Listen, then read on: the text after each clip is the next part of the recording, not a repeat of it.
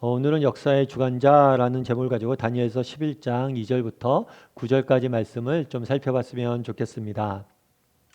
우리가 계속해서 다니엘서를 살펴보고 있는데요. 특별히 다니엘이 마지막으로 본 환상을 저희가 살펴보고 있습니다.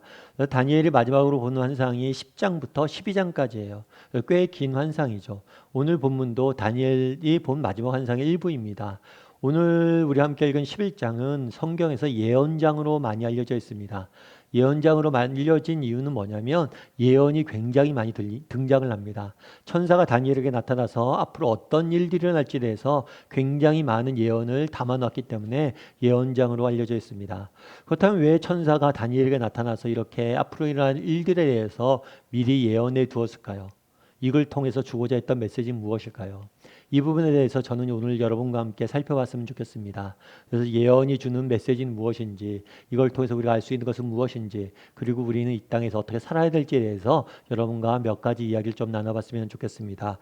먼저 2절 말씀을 같이 한번 읽어봤으면 좋겠는데요. 2절 말씀을 같이 읽도록 하겠습니다. 이제 내가 참된 것을 내게 보이리라. 보라, 바사에서 또 새 왕들이 일어날 것이요 그 후에 넷째는 그들보다 심히 부유할 것이며 그가 그 부유함으로 강하여진 후에는 모든 사람을 충동하여 헬라 왕국을 칠 것이며.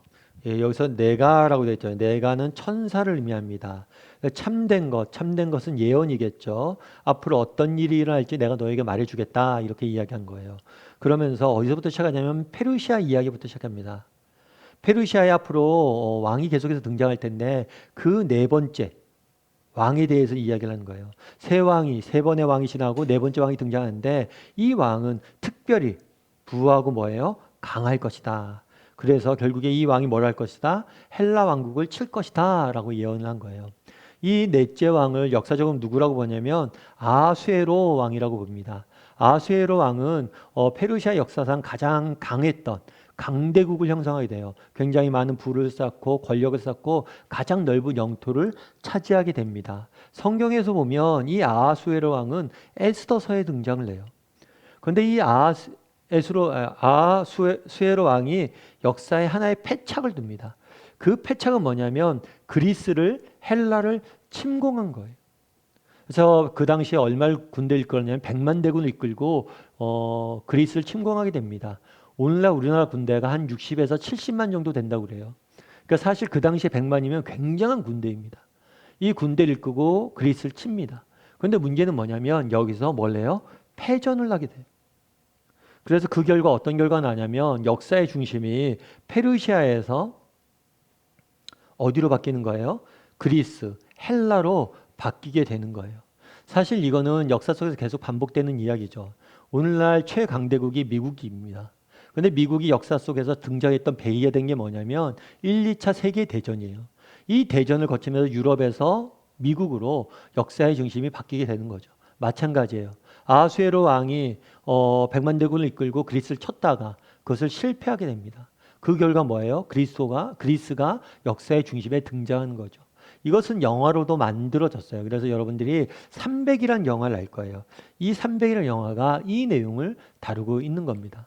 그런 다음에 이 천사는 계속해서 헬라에 대한 예언을 해요. 헬라에 대해서 어떤 예언을 했는지 우리 3절과 4절 말씀에서 같이 한번 살펴봤으면 좋겠습니다. 같이 읽도록 하겠습니다. 장차 한 능력 있는 왕이 일어나서 큰 권세로 다스리며 자기 마음대로 행하리라. 그러나 그가 강성할 때에 그의 나라가 갈라져 천하 사방에 나누일 것이나 그의 자손에게로 돌아가지도 아니할 것이요 또 자기가 주장하던 권세대로도 되지 아니하리니 이는 그 나라가 뽑혀서 그 외에 다른 사람들에게로 돌아갈 것임이라. 예, 헬라에 한 능력 있는 왕이 등장한다고 이야기를 하고 있죠. 그래서 이 사람이 큰 권세를 갖습니다. 그런데 이 왕이 안타까운 건 뭐냐면 그가 강성할 때 뭐예요? 그 나라가 갈라지게 돼 있어요. 그리고 이 나라가 갈라지고 그 자녀에게도 돌아가지 않고 다른 사람에게 이 나라가 돌아갈 것이다 라고 이야기를 합니다. 이 한 능력 있는 왕, 이 왕은 우리가 잘 알고 있는 그리스의 알렉산더 대왕을 의미해요. 알렉산더 대왕은 20세의 왕이 오릅니다. 왕이 오르면서 이 사람이 이야기한 게 있어요. 그건 뭐냐면 인간이 사는 곳은 내가 그곳이 어디든지 내가 정복할 것이다. 그래서 그는 재위 기간 내내 정복 전쟁을 펼칩니다. 그리고 그 말처럼 그는 승승장구예요. 그래서 유럽은 물론이고 어디까지 침공을 하냐면 인도까지 침공을 하게 됩니다. 그런데 안타까운 것은 인도에서 가다가 무엇을 맞냐면 화살을 맞아요. 화살을 맞고 병에 걸려서 본국으로 소환하게 됩니다. 그래서 본국으로 돌아왔는데 결국에는 말라리아라는 병에 걸려서 30대 초반에 죽게 돼요. 굉장히 강성한 그리스 제국을 형성했지만 이른 시기에 요절하는 비운의 왕이 된 거죠. 그런데 이 알렉산더 대왕에 대한 재밌는 이야기가 몇 가지가 있어요. 일화가 있는데 한 번 알렉산더 대왕이 말을 타고 가다가 말에서 떨어졌대요. 말에 떨어지면 뭐 떨어질 수 있죠. 그런데 이 알렉산더 대왕이 떨어진 다음에 엉엉 울고 있더래요. 그 신하들이 이상한 거죠. 왜 알렉산더 대왕이 울까? 정말 크게 다치고 어디가 아픈가? 근데 그렇게 전쟁을 했던 왕이 거기서 떨어진다고 그렇게 울 정도로 그 나약한 왕은 아니죠. 그래서 왜 우나 이렇게 물어봤더니만 그 얘기를 한 거예요. 정말 자기가 딱 이렇게 말에 떨어져 누워 있는데 그 생각이 든 거죠. 내가 죽은 다음에 내게 필요한 땅은 겨우 이 한 평 남짓. 내가 누워 있을 요만한 땅인데 내가 그 많은 땅을 차지하려고 이렇게 쓰는데 허무함이 찾아온 거예요. 요 조그만 땅밖에 내게 필요하지 않은데 라는 사실 때문에 허무함이 찾아온 거죠. 그래서 알렉산더 대왕은 또 죽을 때 그랬다고 그래요. 죽으면 사람이 관에 이렇게 넣어서 이렇게 장례를 치르잖아요. 근데 관 뚜껑을 닫은 다음에 양쪽 손에 양 옆에 구멍을 뚫어달라고 그래요. 그리고 자기 손을 밖으로 빼달라고 이야기를 해요. 왜 그렇게 했냐면 나 알렉산더 대왕도 그 많은 땅을 차지했지만 빈손으로 돌아간다는 거죠. 뭐 일화들이 얼마나 신빙성이 있는 일화들인지 모르겠어요. 그런데 중요한 건 알렉산더 대왕은 늘 뭐에 대해서 죽음에 대해서 그리고 인생의 허무함에 대해서 많이 느꼈던 것 같아요. 그런데 이 알렉산더 대왕이 또 한 가지 이 알렉산더 대왕이 말라리아 본국에 이제 화살 맞고 본국에 돌아와서 말라리아에 걸려 죽어가고 있잖아요. 그럼 왕이 죽으면 제일 중요한 문제가 뭐냐면 후계자를 누굴 세울 거냐 이 문제예요. 그런데 이 알렉산더 대왕에게는 두 명의 아들이 있었어요. 그럼 신하들이 물 거 아니에요. 둘 중에 누굴 세웁니까? 그랬더니 알렉산더 대왕이 뭐라고 얘기했냐면 힘센 사람을 시켜라. 둘 중에 강한 사람을 왕을 시켜라. 이 이야기를 하게 됩니다. 그런데 이 이야기가 결국에 이 그리스 제국이 분열하게 된 동기가 돼요. 알렉산더 대왕이 그런 거잖아요. 누굴 지정해주지 않고 힘센 사람이 되라. 그랬더니 그 신하들이 반란을 일으킵니다. 서로가 왕위를 차지하기 위해서 다툼을 일으켜요. 그래갖고 여러 신하들, 장군들이 싸움이 일어나고 이 과정 속에서 그 두 아들들이 둘 다 제일 먼저 희생이 돼요. 두 아들이 희생이 되고 모든 알렉산더의 가족들이 다 왕가가 죽음을 당하게 됩니다. 그리고 결국에 이 왕국은 네 개의 나라로 그리스 제국은 나눠지게 되고 각각 제일 강했던 장군들이 다스리게 돼요. 오늘 본문에 그것들을 예언해 둔 거예요. 그 나라가 찢길 것이고 정말 전성기에 찢길 것이고 뭐라고요? 자손들에게 돌아가지 아니할 것이고 또 다른 사람들에게 여러 명에게 나눠질 것이다. 이걸 나타낸 거죠. 그런 다음에 계속해서 성경은 이야기합니다. 5절과 6절 말씀 같이 한번 볼까요? 같이 보도록 하겠습니다. 남방의 왕은 강할 것이나 그 군주들 중 하나는 그보다 강하여 권세를 떨치리니 그의 권세가 심히 클 것이요 몇 해 후에 그들이 서로 단합하리니 곧 남방 왕의 딸이 북방 왕에게 가서 화친하리라. 그러나 그 공주의 힘이 쇠하고 그 왕은 서지도 못하며 권세가 없어질 뿐 아니라 그 공주와 그를 데리고 온 자와 그를 낳은 자와 그때 도와주던 자가 다 버림을 당하리라. 예, 헬라 제국이 네 개로 나눠졌다고 그랬잖아요. 네 개로 나눠졌는데 남방 왕은 어딜 얘기냐면 프톨레마이오스 왕조를 의미합니다. 이쪽이 이제 프톨레마이오스 왕조예요. 그럼 왜 이쪽을 남방이라고 부르고 위쪽은 셀레우코스 왕조예요. 남방 북방이라고 부르냐? 그러니까 이 역사의 중심이 어디 있냐면 예루살렘 근처에 있는 거예요. 예루살렘을 중심으로 봤을 때 이쪽은 남쪽이었고 북쪽이어서 이렇게 부르게 된 거예요. 그래서 남방왕과 이 북방왕은 서로 굉장히 세력이 비슷했어요. 그래서 계속해서 대립하고 싸움이 일어났습니다. 그러다가 뭘 했냐면 이 프톨레마이오스 왕조에서 공주를 북방 쪽에 시집을 보내요. 그래서 화친을 맺은 거죠. 그러니까 정략 결혼을 한 거예요. 그래서 한동안 이 사이에 평화가 찾아옵니다. 그런데 이 북방 왕조였던 셀레우코스 왕조에 문제가 생겨요. 내부 권력 다툼이 일어납니다. 그래서 남쪽에서 왔던 이 공주가 죽음을 당합니다. 그리고 그 자녀들도 죽음을 당하고 그와 함께 있었던 모든 사람들이 어려움을 당하게 돼요. 그래서 나중에 이것들에 대해서 화친이 깨진 거죠. 그런 다음에 남방 왕국이 나중에 북방을 쳐서 북방을 이기게 됩니다. 이 사실을 기록해 둔 거예요. 그래서 6절에서는 이 5, 6절과 6절에서는 어떻게 이들이 화친을 맺었는지에 대해서 이야기하고 그 다음에 공주가 죽은 다음에 어떤 일이 있었는지 7절에서 계속 이야기를 합니다. 7절 말씀 같이 한번 읽어볼까요? 같이 읽겠습니다. 그러나 그 공주의 본 족속에게서 난 자 중에 한 사람이 왕위를 이어 권세를 받아 북방 왕의 군대를 치러 와서 그의 성에 들어가서 그들을 쳐서 이기고 그래서 결국에는 남쪽 왕位, 남방왕이 북방을 쳐서 이기게 됐다, 승리하게 됐다, 이 이야기를 기록해 둔 거예요. 이뿐만이 아닙니다. 앞서 얘기했던 것처럼 11장은 예언장이라고 알려져 있어요. 그래서 수많은 예언이 등장을 합니다. 그런데 이 예언이 뭐냐면 한 130개 정도 예언이 등장을 한다라고 이야기를 해요. 그런데 재미있는 것은 이 예언장이나 11장 굉장히 논란이 많이 일어나고 있어요. 그럼 왜 논란이 일어날까요? 논란이 일어난 이유는 뭐 때문에 그러냐면 이게 불일치하다. 그러니까 이 예언이 맞지 않는다. 이런 것 때문에 논란이 일어나지 않습니다. 예언은 전부 다 성취가 돼요. 역사에서 그대로 성취가 되고 하나도 이상한 것이 없어요. 이 130개가 다 성취가 됩니다. 그러다 보니까 뭐가 문제가 됐냐면 시기가 문제가 된 거예요. 성경 비평학자들, 그러니까 성경을 하나님의 말씀을 믿지 않는 사람들도 이 11장에 일어난 일들은 다 역사 속에서 그대로 일어났다는 사실을 부인하진 않아요. 그러다 보니까 너무 정확히 일어나는 거죠. 그러다 보니까 뭐라고 얘기하냐면 아니다. 이 성경의 이야기는 다니엘서 11장은 다니엘이 쓴 게 아니다. 그 이후에 정말 이 모든 역사적인 사건이 끝난 다음에 어떤 사람이 나중에 기록된 거다. 그래서 시기적으로 이게 오랜 후에 기록된 거라고 주장을 하기 시작을 해요. 그런데 여러분, 그래서 이 논란이 계속된 거예요. 예언이 정확하냐 아니냐 이게 아니라 예언을 언제 썼냐 이게 굉장히 논쟁이 많이 됐습니다. 그런데 여러분 이제 이렇게 성경책이 있잖아요. 성경책이 있으면 모든 책들은 기록 연대가 있어요. 그러니까 성경이 뭐 예를 들어서 이 성경책은 언제 만들었겠어요? 2020년도에 만든 거죠. 제가 올해 샀으면. 올해 이 책을 제작을 했어요. 그래서 이 성경은 언제 쓰여졌는지가 되게 중요합니다.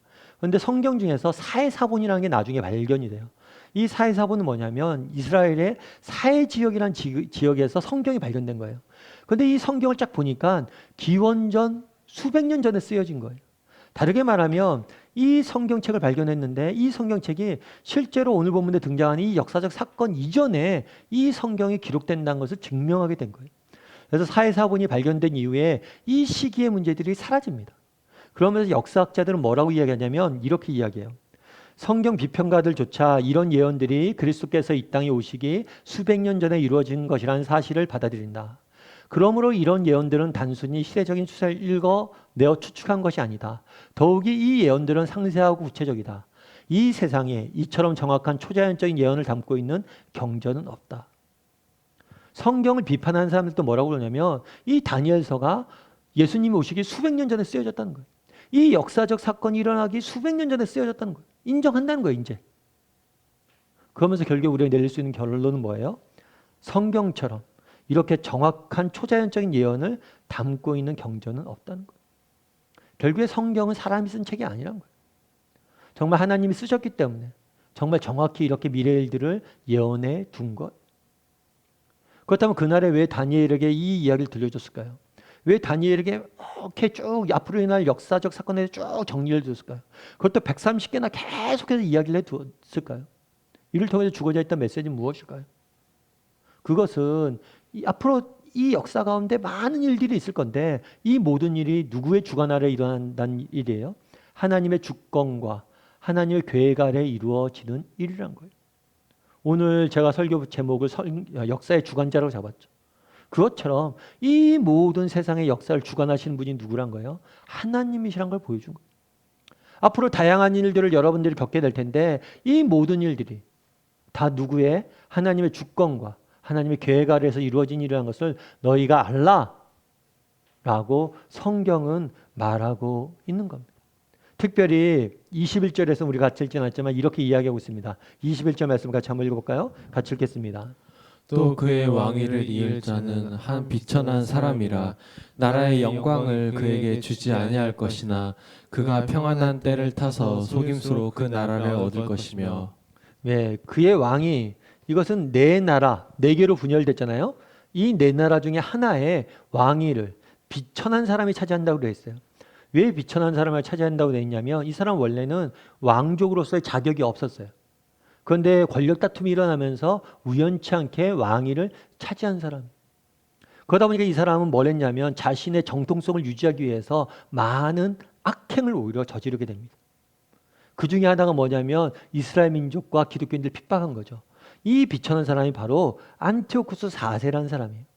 이 사람은 사실은 세속 역사 속에서는 중요한 인물이 아닙니다. 그런데 성경에는 굉장히 이 사람에 대해서 자세히 예언해 뒀어요. 왜 그랬을까요? 이 사람 역사 속에는 중요한 인물이 아닌데 우리 기독교 신앙에서는 굉장히 중요한 인물이에요. 왜냐하면 기독교 신앙을 굉장히 많이 핍박하고 탄압했기 때문이에요. 앞서 말씀드린 것처럼 이 사람 정통성이 없어요. 그러다 보니까 자기의 정통성을 유지하기 위해서 뭘 했냐면 다른 민족, 다른 종교를 가진 사람들을 엄청 핍박하게 됩니다. 그래서 예루살렘 성전을 훼손시키고 거기에다 돼지 피를 뿌리고 제우스 신상을 갖다 놓고 온갖 악행을 다 저지르게 돼요. 그날에 왜 예언을 보여주었냐는 거예요. 이런 시기가 우리에게 올 수 있다는 거예요. 정말 세상에 약한 왕들이, 세상에 약한 왕들이 기독교를 핍박하고 우리 믿는 사람들 괴롭힌 일들이 있을 수 있다는 거예요. 그럼에도 그런 시기, 정말 모든 것을 다 빼앗기고 정말 엄청난 고난과 핍박과 어려움 속에 있는 상황 속에서도 너희가 기억할 것이 있다는 거예요. 그건 뭐예요? 하나님이 이 모든 것을 주관하고 계시다는 거예요. 하나님의 주권과 계획하에서 이러한 일들임을 잊지 말라는 거예요. 우리도 마찬가지죠. 이 땅을 살다 보면 개인적으로 인생의 여러 가지 어려움과 고난들이 닥칠 때가 있습니다. 정말 내가 감당하기 힘들 만한 그런 시련들과 정말 역경들을 경험할 때가 있어요. 그럴 때라도 기억할 것이 있다는 거예요. 그건 뭐예요? 하나님이 이 모든 것을 하나님의 목적과 계획을 가지고 하나님의 주권 아래 이것들을 허락하셨다는 거예요. 우리가 당장은 그 이유를 다 알 수 없지만 하나님께 특별한 목적을 가지고 우리에게 허락하셨음을 믿어야 된다는 거예요. 그러면서 성경 천사는 뭐라고 얘기하냐면 32절에 이렇게 이야기합니다. 32절을 같이 한번 읽어봤으면 좋겠습니다. 그가 또 언약을 배반하고 악행하는 자를 속임수로 타락시킬 것이나 오직 자기의 하나님을 아는 백성은 강하여 용맹을 떨치리라. 예, 여기서 그는 안티오쿠스 4세처럼 그렇게 억압하고 탄압하는 그런 일련의 세상의 왕들을 의미합니다. 이런 안티오쿠스 4세뿐만 아니라 그런 사람들이 계속해서 등장할 거예요. 아니 세상 끊임없이 여러분들을 핍박하고 억압할 겁니다. 그럼에도 불구하고 너희는 뭐 하라고요? 강하고 용맹을 떨치리라. 다르게 말하면 뭐예요? 너희가 담대하라는 거예요. 정말 너희가 두려워하지 말고 담대히 하지 말고 담대히 너희가 맞서라는 거예요. 왜 우리는 두려워하지 말고 담대히 맞설 수 있습니까? 이 모든 것들을 주관하시는 분이 누구예요? 하나님이시라. 기억하고 담대히 맞서라는 거예요. 오늘 보십시오. 계속해서 사람들이 등장을 합니다. 그리고 세상의 왕들이 끊임없이 등장하고 이 세상의 왕들은 끊임없이 기독교를 핍박하고 우리를 어려움에 처할 거예요. 그런데 이 세상의 왕들은 다 어디 갔냐는 거예요. 이 왕들은 다 어디 갔냐는 거예요. 다 사라졌어. 다 사라졌어. 하지만 하나님의 백성, 너희는 내가 보호하고 지키고 정말 너희를 일구어 왔다는 거예요. 그걸 너희가 기억하는 거예요. 그걸 보라는 거예요. 우리도 마찬가지예요. 정말 이 땅을 살다 보면 어려움과 고난과 시련이 닥칠 때가 있습니다. 그럴 때라도 우리가 정말 담대히 맞서야 될 이유가 있어요. 왜요? 정말 우리 하나님께서 우리의 인생을 주관하시고 주권자처럼 보호하시고 인도하시기 때문이에요. 이 사실을 믿으라는 거예요. 역사의 수많은 왕들은 살았지만 여전히 하나님의 백성은 하나님께서 지키고 보호하셨던 것처럼 너희에게 인생에 많은 어려움과 고통과 시련이 있을 거지만 너희의 인생을 지키고 보호하고 하나님께서 인도하실 것임을 미리 보여준 거예요. 이 사실을 믿고 너희가 두려워하지 말고 담대히 맞서라는 거예요. 바라기는 우리 다음의 식구들이 정말 우리 하나님께서 우리 인생의 주권자 되시고 정말 이 역사의 주관자 되시고 내 인생을 인도하시는 분이심을 믿고 정말 어떠한 어려움과 시련 속에서도 두려워하지 말고 담대히 맞설 수 있는 사람이 되었으면 좋겠습니다. 근데 오늘 본문에 재미있는 표현이 하나 있어요. 그건 뭐냐면 하나님을 아는 백성이라는 표현이에요. 보통 성경에 보면 하나님의 백성 혹은 주의 백성, 여호와의 백성, 소유격을 많이 씁니다. 그런데 오늘 본문은 뭐라고 되어 있어요? 하나님을 아는 백성이라고 일부러 썼어요. 그렇다면 왜 이런 표현을 썼냐는 거예요. 결국에 우리가 두려움에 빠지지 않으려면, 강하고 용맹하게 맞서려면 뭘 해야 된다는 거예요? 하나님을 알아야 된다는 거예요. 하나님을 알아야 된다는 거예요. 제가 아는 목사님 한 분이 계세요. 그 목사님께서 이제 아들이 있는데 아들과 있었던 일화를 한번 얘기해 주시더라고요. 어떤 일화냐면 아들이 이렇게 남자이다 보니까 운동을 좋아하잖아요. 그래갖고 야구를 좋아하나 봐요. 그래갖고 아빠한테 맨날 쫄랐대요. 아빠 야구 글러브 좀 사달라고. 야구하고 싶다고. 하도 쫄으니까 아빠가 뭐예요? 이렇게 처음에 안 사주다가 나중에 사줘야겠다고 야구 글러브를 샀대요. 사갖고 집에 갔는데 불현듯 생각난 게 있는 거예요. 뭐가 생각났냐면 아이가 이제 시험 기간인 게 생각이 난 거예요. 그래서 야구 글러브를 사서 주려고 하다가 시험 기간에 주면 아무래도 아이가 공부 안 하고 야구 글러브만 갖고 놀 것 같아요. 그렇잖아요. 정말 갖고 싶은 게 생기면 뭐합니까? 그거 보고 있죠. 그거 보고 밤에라도 나가서 공이라도 한번 던지고 그러고 싶죠. 그러니까 아무래도 시험 기간이니까 방해가 될 것 같아서 야구 글러브를 샀지만 트렁크에 넣어두고 주진 않았대요. 그래서 이렇게 집에 들어갔는데 이 아들이 친구랑 때마침 와서 집에서 공부하고 있었나 봐요. 근데 친구랑 대화하는데 그런 얘기를 했대. 친구가 야, 너 글러브 샀어? 그랬더니 아니, 안 샀어. 왜 안 샀어? 우리 아빠가 안 사줬어. 우리 아빠는 돈 없어. 딱 그랬대요. 그 얘기를 듣고 내심 피식 웃었대요. 그래도 내가 돈이 없어도 아무리 너 글러브 사줄 만큼 돈 없을까? 아빠에 대해 잘 모르는구나. 그 생각이 들었어요. 그런데 그 다음 말이 아빠한테 마음이 딱 꽂혔대요. 뭐라고 했냐면 그 다음에 우리 아빠 돈 없어. 그리고 우리 아빠 째째. 사실 남자들이 째째하다는 말 듣는 거 되게 싫어하잖아요. 그런데 그 째째하다는 말 들을 때 참 여러 가지 생각이 들었대요. 그러면서 하는 얘기가 그 목사님이 그러더라고요. 참 우리가 하나님 앞에 그럴 수 있다는 거. 이 아들이 아버지에 대해 잘 모르는 거죠. 우리도 하나님에 대해서 그렇게 오해할 수 있다는 거예요. 우리 하나님이 능력이 없거나 하나님이 나를 사랑하지 않거나 우리 하나님이 진짜 째째해서 정말 기도해도 들어주지 않거나 그런 분은 오해할 수 있다는 거예요. 그런데 그렇지 않죠. 아버지가 아들을 얼마나 사랑합니까? 그리고 아들을 위해서 어떤 준비를 해놨어요. 그런데 지금 당장은 아들을 위해서 더 중요한 것이 있기 때문에 다만 기도응답을 늦춘 거잖아요. 하나님을 아는 백성. 정말 왜 우리가 두려움에 빠집니까? 왜 우리가 염려에 빠집니까? 그 이유가 어쩌면 하나님을 모르기 때문은 아니냐는 거예요. 제가 가끔 인용을 드리지만 코리된 분 여자라고 있어요. 이분은 아우슈비츠 수용소에서 온갖 고통과 고난 속에서 혹독한 시련 속에서 정말 믿음을 지키고 또 그래서 살아남아서 선한 일들을 많이 하셨던 분이에요. 그분이 아우슈비츠에서 그 고난의 시절을 보내면서 이야기하는 게 뭐냐면 이런 이야기를 해요. 우리가 알지 못하는 미래를 우리가 아는 하나님께 맡기는 것을 두려워하지 말라. 두려움이라는 단어를 중심으로 해서 이야기를 하는 거예요. 정말 두려움이라는 단어를 중심으로 해서 두려움 앞에 섰을 때 우리가 기억해야 될 건 있다는 거예요. 그건 뭐냐면 아는 것과 알지 못하는 것을 구별해야 된다는 거예요. 우리가 미래에 어떤 일이 닥칠지 어떻게 합니까? 여러분 우리 코로나로 인해서 어려움 중에 있잖아요. 이게 언제 끝날지 어떻게 알아요? 어떤 사람은 1년 후에 끝난다. 어떤 사람은 2년 후에 끝난다. 어떤 사람은 백신이 만들어지면 끝난다. 어떤 사람은 백신이 만들어도 그 백신이 큰 효과가 없을 것이다. 이게 계속해서 진행될 것이다. 다양한 의견이 있습니다. 아무도 장담 못해요. 작년 이맘때 정말 올해 이렇게 우리가 사회가 바뀔지 어떻게 알았습니까? 우리의 미래는 아무도 몰라요. 그런데 알 수 없는 미래를 염려하느라고 우리 인생을 낭비할 거냐? 아니면 알 수 없는 것들과 알 수 없는 것들을 알려고 애쓰지 말고 우리가 아는 것에 집중하라. 아는 것은 뭐예요? 우리 하나님이 어떤 분이시라는 거예요. 그리고 그 아는 분의 하나님께 맡기라는 거예요. 우리 하나님은 어떤 분이십니까?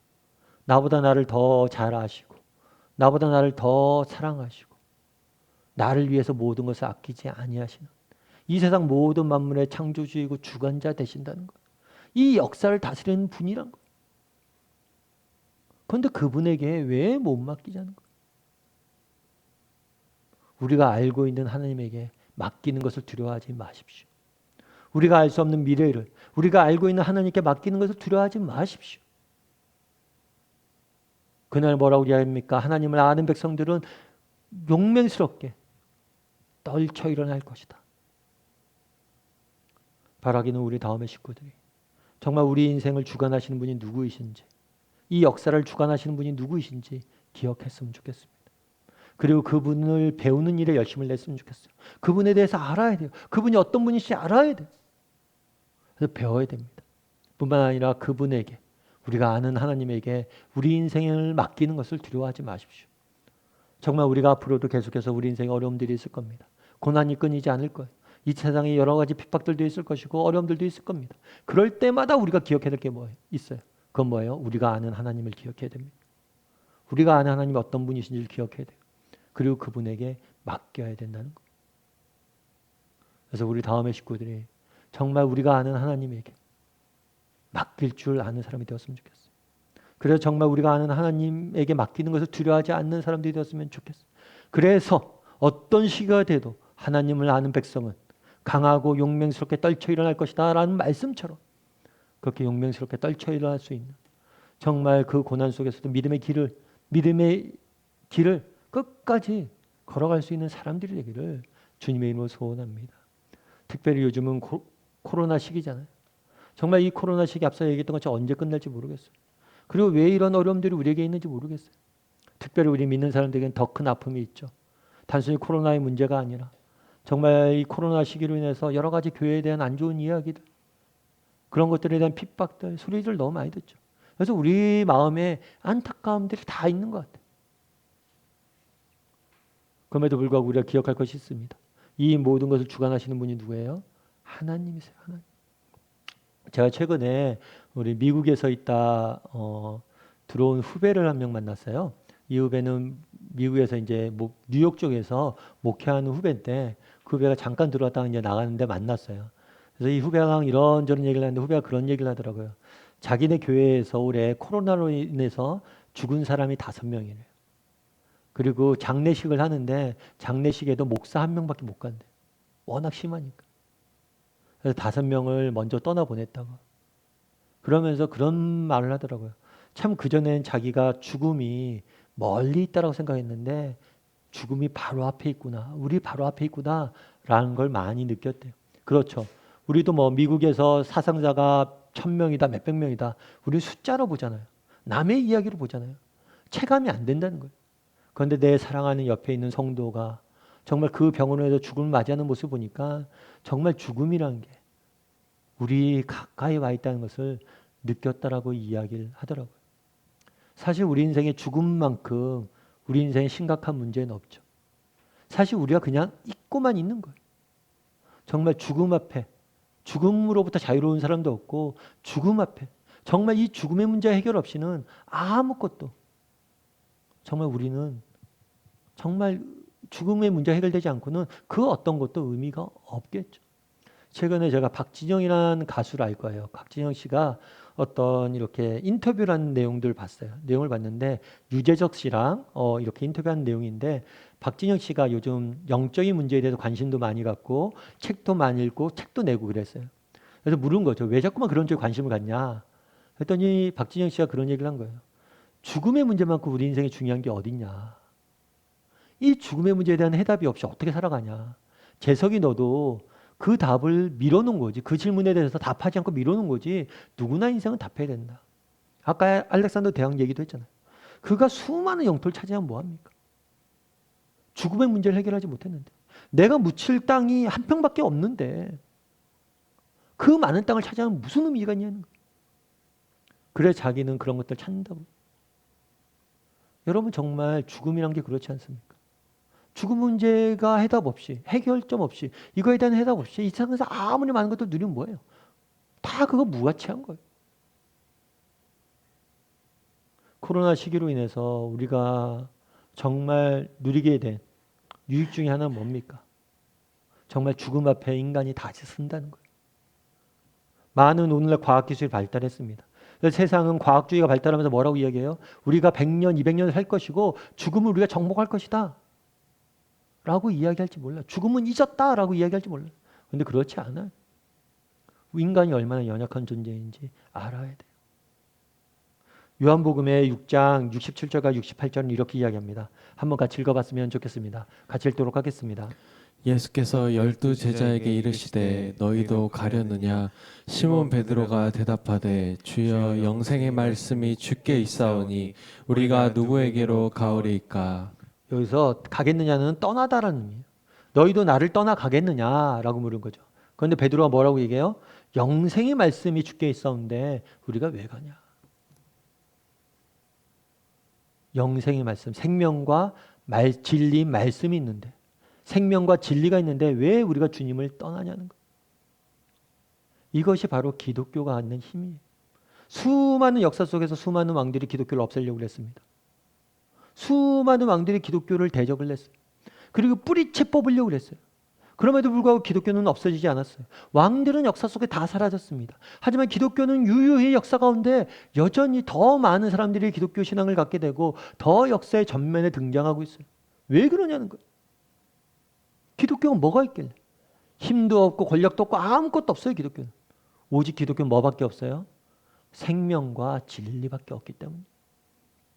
왜 세상의 역사가들이, 세상의 왕들이, 세상의 종교가, 세상의 것들이 다 사라집니까? 그곳엔 생명과 진리가 없기 때문에. 우리 생명과 진리가 있는데 우리가 어딜 떠나요? 기독교 역사 속에 계속해서 어려운 시기들이 있을 겁니다. 정말 끊임없이 많은 어려움들이 있었습니다. 그럼에도 불구하고 기독교가 정말 오늘까지 능력 있게 역사하는 이유는 무엇입니까? 우리 안에 생명과 진리가 있기 때문에. 이것이 얼마나 값진 것인지 정말 코로나 시기를 통해서 우리는 다시 한번 맛보게 되는 거죠. 뿐만 아니라 아까 얘기했잖아요. 역사의 주관자는 하나님이시다. 하나님의 특별한 계획과 목적으로 뜻이 있어서 우리에게 이런 것도 허락하신다. 코로나도 마찬가지예요. 우리가 다니엘서를 계속해서 살펴보고 있잖아요. 우리는 글로 읽어요. 다니엘이 포로가 되어서 70년 포로 생활을 했다. 글로 읽다 보니까 이게 뭔지 몰라요. 사망자 수가 1000명이다. 이게 우리 숫자로 보니까 뭔지 몰라요. 그런데 내 옆에 있는 사랑하는 사람이 죽을 때 이 숫자가 의미를 갖게 돼요. 포로도 마찬가지예요. 여러분 전쟁에 져서 그 당시에 고대사회에서 전쟁에 우리 민족이 전쟁에 져서 포로가 된다. 이것은 어떤 의미냐면 모든 삶의 가치와 기쁨과 행복이 뺏긴다는 거예요. 그 당시 종은 우리는 종을 한 번도 보지 못했어요. 포로를 한 번도 보지 못했어요. 포로는요. 저 나라에 상대국에 가장 미천한 사람보다도 미치해요. 언제든지 죽여버려도 상관없는 그런 미천한 존재가 된다는 거예요. 그게 얼마나 고통스럽고 정말 얼마나 아픈 날들을 보내야 되는지 우리는 몰라요. 특별히 그 당시에 예루살렘 사람들은 하나님을 믿었어요. 그리고 하나님이 거하시는 성전을 지키고 있었습니다. 그래서 성전만 있다면 우리는 회복될 것이라 이야기했어요. 근데 성전마저도 무너집니다. 그리고 성전에서 제사를 지내는데 이제 더 이상 제사를 못 지내요. 바벨론 사람들은 이렇게 이야기합니다. 이스라엘 하나님이 우리의 신 마르두기에게 졌다. 너희가 믿는 신은 무능하다라고 이야기해요. 너희가 믿는 신은 결코 너희를 지켜줄지 모른다. 이 한심한 그리스도인들아. 너희가 믿는 신은 가짜다. 너희가 믿는 것들은 거짓이다. 라고 이야기를 합니다. 뿐만 아니라 이스라엘 백성들에게 어떤 생각이 들었을까요? 하나님의 성전이 회파된 거예요. 하나님이 우리를 버리셨다는 거예요. 우리 하나님이 무능한 하나님이시거나 아니면 우리 하나님이 유능해도 우리를 버리셨다. 는 거예요. 그러면 예루살렘 이스라엘 민족들이 포로로 잡혀가고 예루살렘 성전이 파괴되고 더 이상 제사를 지내지 않았다고 해서 이스라엘 신앙이 그리스도인들이 사라졌나요? 아니요. 오히려 그리스도인들은 포로로 잡혀간 그곳에서 정말 고국에서 성전에서 제사 지냈던 그때 그 시간에 맞춰서 기도하고 정말 우리가 비록 성전에서 예배는 못 드리지만 말씀을 보고 말씀을 공부하고 율법을 외우고, 그래서 성전 중심에서 율법 중심으로, 예전 중심에서 말씀 중심으로 공동체가 새로워지는 시기들이 있었어요. 뿐만 아니죠. 이 시기를 통해서 그동안은 이스라엘 민족들은 예루살렘 성전에 모여서 그 땅에서 하나님의 나라를 이루려고 했어요. 그런데 하나님의 계획은 거기에 있지 않습니다. 하나님의 계획은 이스라엘 땅에 있지 않고 온 세계에 있어요. 정말 이 사람들이 흩어져서 정말 전 세계를 복음으로 변화시켜내는 꿈을 꾸셨는 거예요. 그래서 이들을 흩으셔서 전 세계 속에 살아갈 수 있는 준비를 하신 거예요.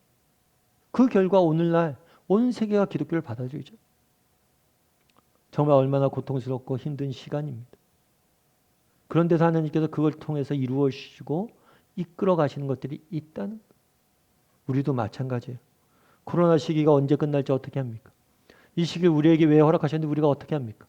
이 시기가 갖는 우리에게 의미가 무엇인지 우리가 어떻게 합니까? 아무것도 알 수 없어요. 그런데 한 가지 분명한 것은 있어요. 이 시기를 통해서 우리가 하나님이 우리 가운데 일하신다는 거예요. 우리 이 시기를 통해서 우리 가운데 우리를 빚고 계시다는 거예요.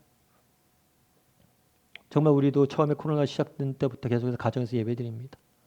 정말 이것이 우리가 세상을 섬기는 방법이고 세상에 그리스도의 빛을 내시는 방법이라고 해서 그것을 선택을 했어요.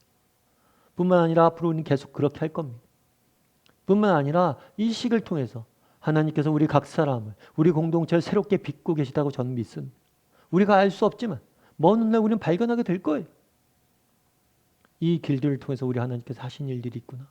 이런 고난의 시기를 허락하신 이유들이 있구나. 마찬가지, 개인의 삶 역시 마찬가지. 우리 개인의 삶들 가운데서도 당장은 알 수 없습니다. 하지만 하나님께서 주권적으로 우리 삶 가운데 일하시고 계세요. 특별한 목적과 계획을 가지고 특정 어려운 시기를 허락하실 때가 있습니다. 그리고 이 모든 것이 끝났을 때 우리는 보게 될 거예요. 뭘 보게 돼요? 우리 하나님이 얼마나 놀라우신지. 저는 오늘 말씀을 준비하면서 참 기억에 떠올린 찬양이 있었어요. 그건 뭐냐면 주가 보이신 생명의 길이라는 찬양이었어요. 주가 보이신 생명의 길, 나 주님과 함께 상한 마음을 드리며 주님 앞에 나갔네. 참 상한 마음을 드립니다. 그렇잖아요. 고난 중에 우리 상처 있고 상했잖아요. 그런데 그런 마음을 가지고 주님 앞에 나아간다는 거예요. 우리는 나갈 수 있어야 돼. 나의 의로움이 되신 주, 그 이름 예수, 나의 길이 되신 이름 예수, 나의 길 오직 그가 아시나니. 주님이 우리의 길을 아십니다. 뿐만 아니라 그가 나를 단련시킨 후에 분명 하나님이 우리를 치실 수 있어요. 하지만 그것은 우리를 단련시키는, 금을 단련시키는 것처럼 단단하게 만들 것처럼 우리를 다듬으시는 거예요. 그리고 그 끝날에 뭐 할 거예요? 정금같이 나오게 될 것이다. 이런 믿음들을 가졌으면 좋겠습니다. 정말 그가 우리의 길을 아십니다. 그리고 그가 우리를 다듬으실 겁니다. 그리고 우리는 정금같이 나올 겁니다. 그런 믿음을 가지고 정말 오늘을 살아갈 줄 아는 저와 여러분이 되기를 주님의 이름으로 소원합니다.